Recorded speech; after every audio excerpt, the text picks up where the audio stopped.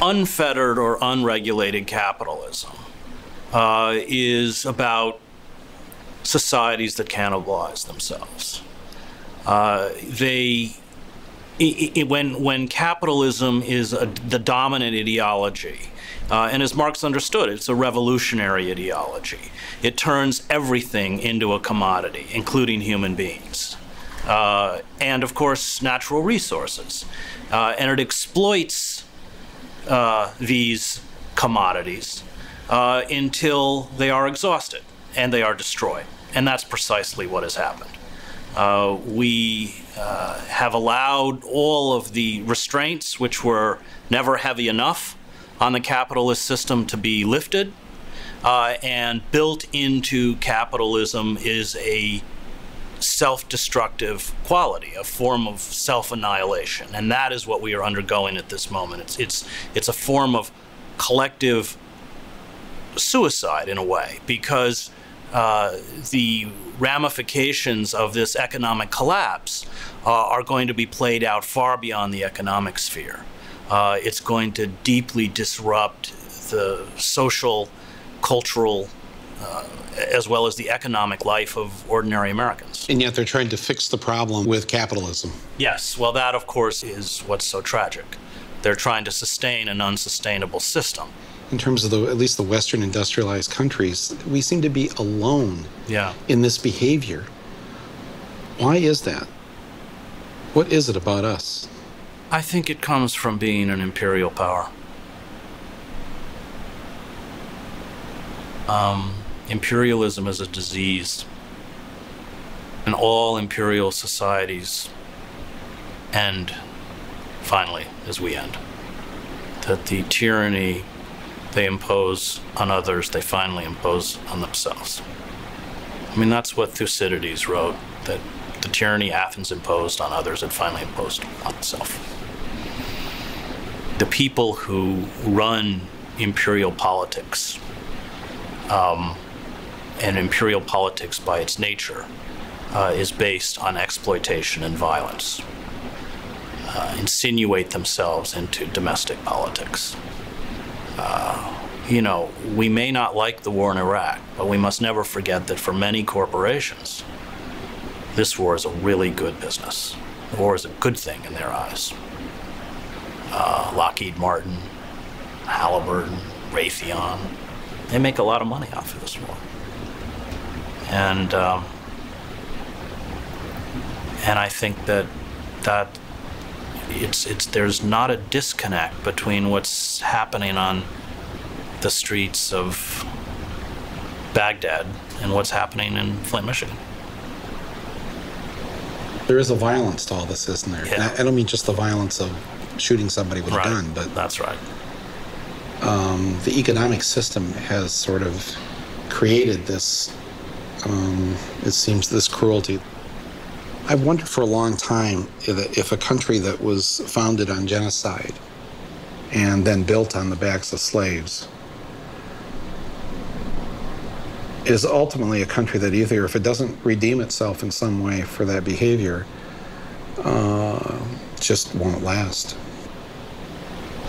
Well, I think it's dying. We are in the throes of a giddy intoxication with illusion. That's what happens when societies die. The worse it gets, the more disconnected they often become. And that's how you end up with demagogues and tyrants who promise magic. I think people are starting to get a real sense that an avalanche has come down the mountain. Right. And people are confused. First of all, they don't understand it. Yeah. They don't, at its core, they don't understand what's gone on. We've allowed the elite to corrupt our values, and we don't have values anymore. We don't have ideals. Ideals can never be achieved. Ideals are like stars that guide you and that throughout your life, and they set standards. And we don't we've bought into this celebrity culture. It's all about presentation.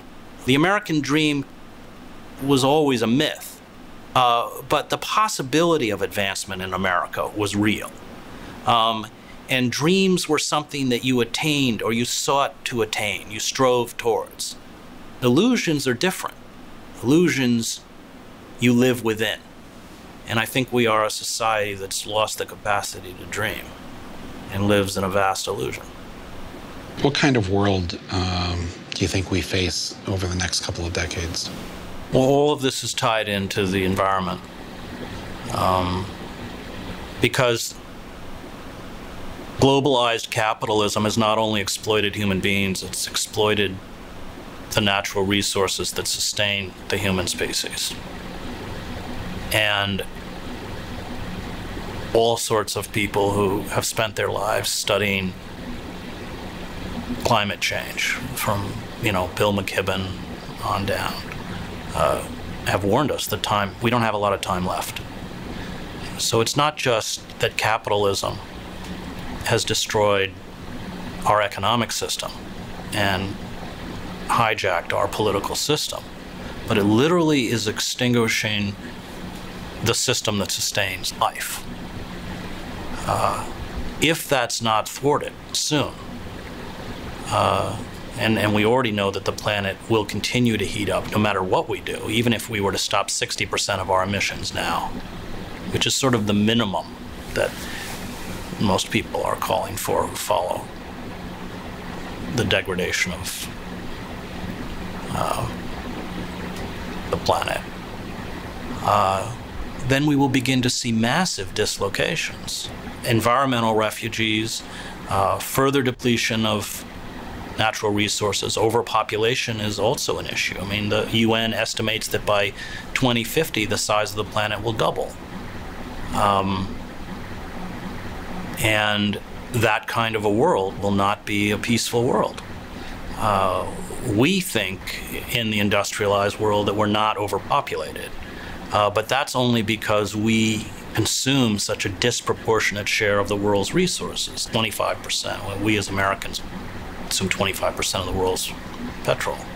Well, once those resources become harder to get and more expensive, I think that the studies say that Great Britain has roughly 60 million people, but if it had to, on its own resources, sustain a population, it could sustain a population of 18 million. That's some 43 million Britons who can't be sustained. So that means they have to take from somewhere else. Well, that's what we do now, but it may become harder and harder to take from somewhere else as these non-renewable resources are destroyed and decimated. So I think that it gets back to the whole ethic of capitalism, which is everything is a commodity to be exploited. And we are seeing the consequences of the exploitation of human beings and the suffering that entails. But twinned with that is the exploitation of the natural world. And just as they are destroying lives, they're destroying the ecosystem itself.